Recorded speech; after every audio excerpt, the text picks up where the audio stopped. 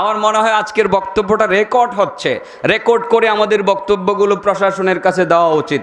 সত্যিই আমরা সত্যের পক্ষে কথা বলি, বাতিলের বিরুদ্ধে কথা বলি। এতদিন এই কথাবার্তাগুলো প্রশাসনের কাছে কানে কানে অনেকে অনেক কথা বলে, মাহফিল সম্পর্কে বিরূপ মনোভাব তাদের কাছে প্রকাশ করে মাহফিল সম্পর্কে ধারণা খারাপ দিত।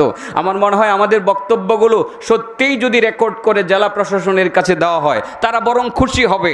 মাহফিল থেকে সত্য কথা বলা হয়, মাহফিল থেকে অন্যায়ের বিরুদ্ধে কথা বলা হয়, মাহফিল থেকে অসত্যের বিরুদ্ধে কথা বলা হয়, মাহফিল থেকে জালেমের বিরুদ্ধে কথা বলা হয়। প্রশাসন তো খুশি হওয়ার কথা।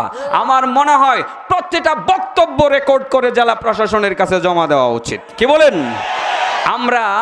আমরা গোপনে গোপনে কথা বলতে চাই না, যা বলবো প্রকাশ্যে বলবো, সত্যের পক্ষে বলেই যাব, অসত্যের বিরুদ্ধে বলেই যাব।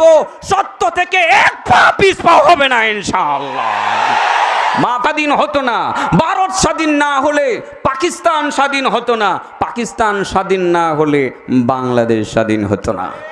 স্বাধীনতার মূল সপক্ষের অগ্রণী ভূমিকা তো পালন করেছেন ওলামায়ে কেরাম।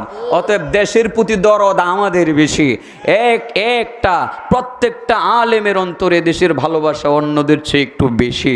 রাষ্ট্র বিরোধী কথা হবে দূরের কথা, আমরা যদি জানে কেউ রাষ্ট্র বিরোধী কথা বলে তার চোখ উপড়ে ফেলবো ইনশাআল্লাহ।